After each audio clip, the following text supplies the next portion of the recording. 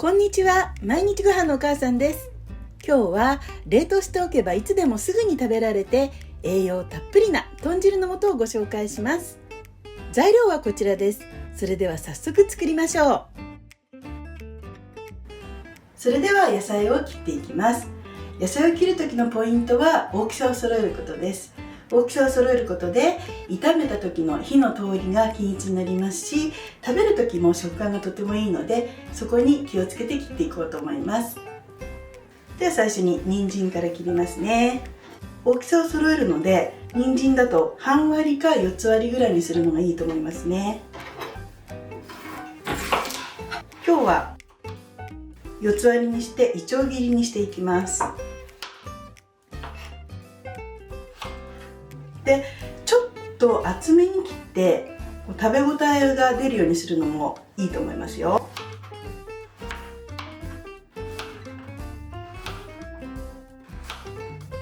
こんな感じですね。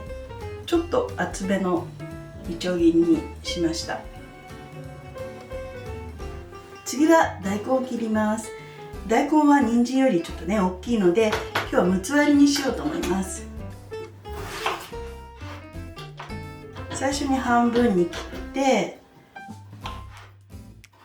それを3等分ですね。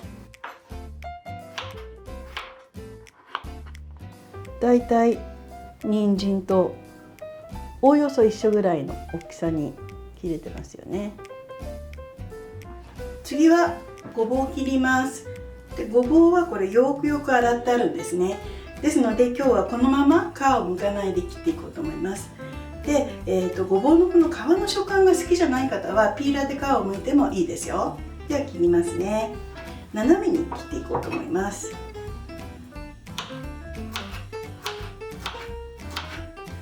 だいたいこんな感じの大きさですね。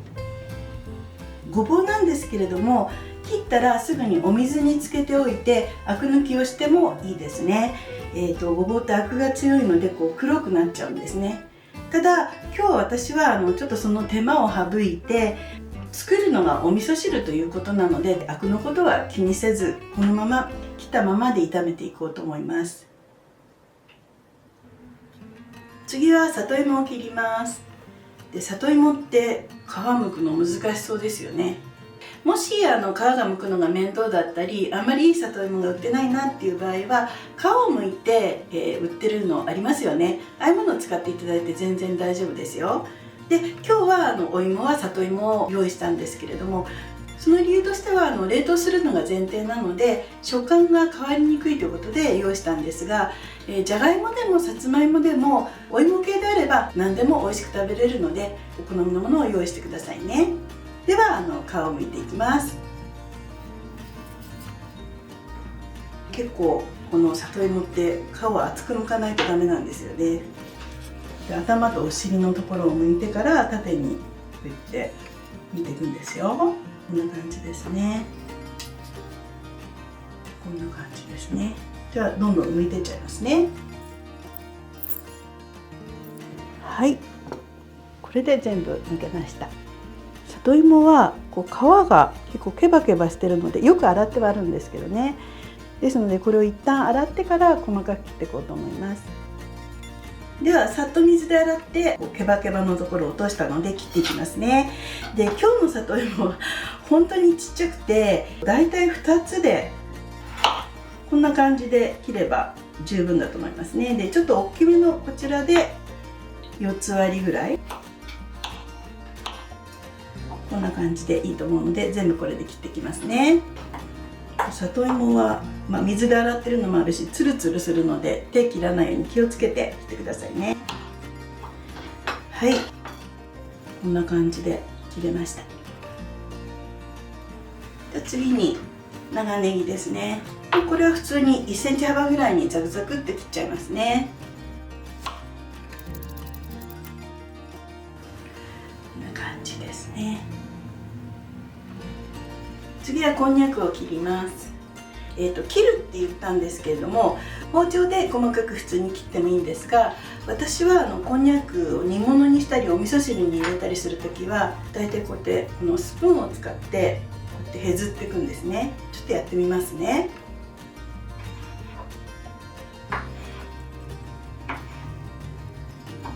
こんな感じで、なんでわざわざスプーンでやるかっていうと、切ってる面がギザギザになるんですね。包丁で切るほど滑らかじゃないんですね。でこれで味の染みが良くなるっていうことで、こういうふうにやっています。で今日は私計量スプーン使ってるんですけど、ちいちゃなおちょこみたいな湯飲みみたいなものでも大丈夫ですよ。できますよ。こんな感じでできました。で最後に豚肉を切りますね。今日は豚バラ肉の薄切りを用意しましたが、豚こまとかでも全然大丈夫ですね。お好みのものを使ってください。こうやってペランと長いまま切っちゃいますね。で、薄いので大きめに切っても縮んじゃうんですね。なので今日5センチぐらいにザクザクっと切っていきます。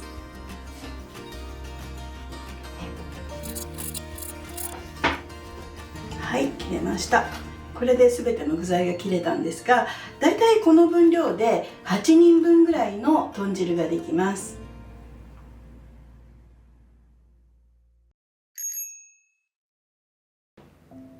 では具材を炒めていきます。最初にお鍋を火にかけて、お鍋がしっかり温まるまで加熱しますね。お鍋が温まってきたら油を敷きます。目分量なんですけれども、大さじ1ぐらい結構たっぷりめに入れました。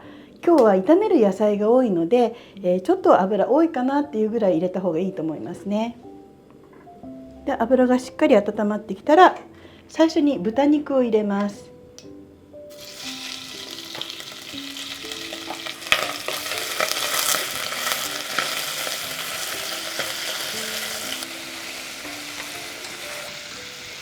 と一回火を止めます。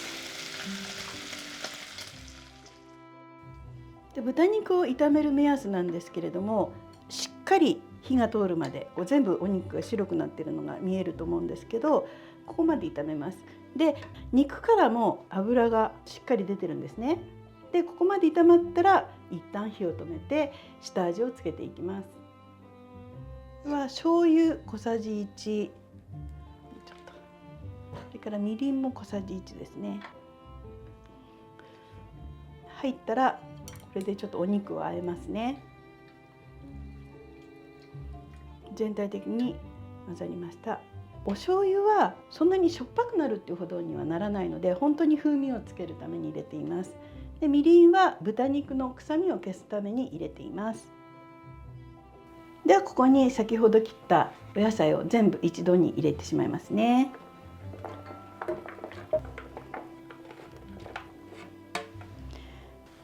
全部入りました。で全部入ったら火をつけて炒めていきます。で中火でいいと思いますね。でよくかき混ぜながらこうやって炒めていきますね。でこれは火を通すというよりも、先ほど豚肉から出た油と下味をつけた醤油とみりんの味が全体に油と一緒に絡まるぐらいを目安に炒めていきます。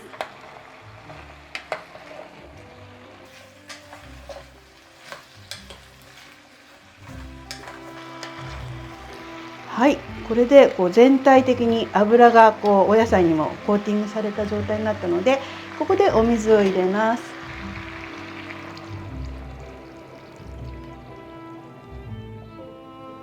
でこのままお野菜が柔らかくなるまで煮ていきます。私は今日お水は 500cc 入れたんですが、目安としては具材がひたひたに水にかぶるかかぶらないかぐらい、これぐらいになるように入れます。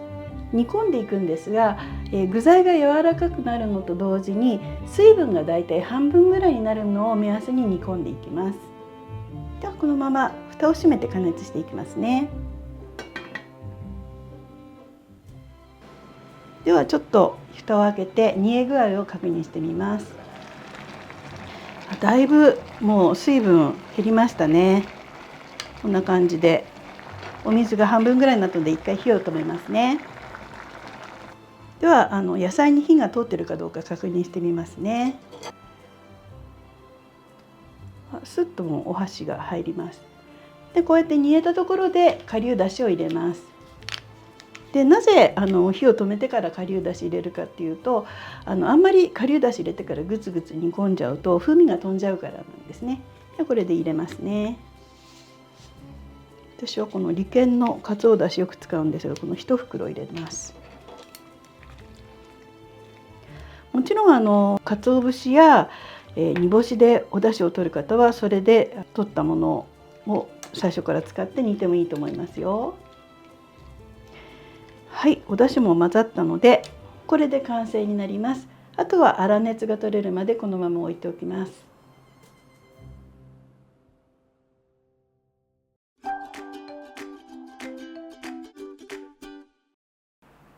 では粗熱が取れたので冷凍できる保存袋に入れていきます。私は今日はジップロックの M サイズを使っています。この袋に入れる時なんですけど、ジッパーのところが汚れないように折り返してやってもいいですし、私はよくこうやって計量カップですね、これを使ってます。ちょうど M サイズに合うのでこんな感じにして、それでこの中に入れていきます。汁と具材がちょうど半分半分ぐらいになるように入れていく目安でやってますよ。はい、こんな感じですかね。でもう一つ入れていきますね。はい、ではこれで2つ分けて入れることができました。今日はジップロック M サイズ2つに分けて、おおよその目安として1袋4人前ぐらいということで、このように用意しました。で、ご自身の生活スタイルに合わせてもっとちっちゃく小分けにして1人分とか2人分を目安にしてもいいと思います。で冷凍するときはなるべくこうやって平たくして冷凍しやすく、また解凍しやすいようにして入れるといいと思います。はい、ではこちらが実際に冷凍して保存してある豚汁の素になります。この分量はですね、今回作ったお鍋の半分ぐらいが入っていて、おおよそ4人前ぐらいになると思います。でこれをお鍋に入れます。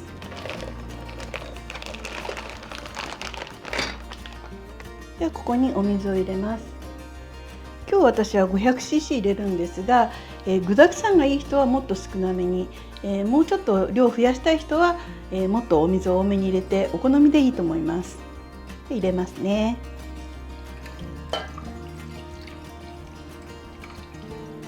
でこれを火にかけて、煮溶かしていきます。では様子見てみますね。あ、大丈夫ですね。もうしっかり溶けて大丈夫な状態になっているので、一旦ここで火を止めてお味噌を入れます。とお味噌の量なんですが、これはもう各ご家庭のお好みでいいですよ。しょっぱくはないんですけど風味がついているので、もう本当にそんなにいっぱいお味噌入れなくても美味しくできると思います。で加熱もしっかりしてあるので、お味噌を溶いたらもうこれで出来上がりで大丈夫ですね。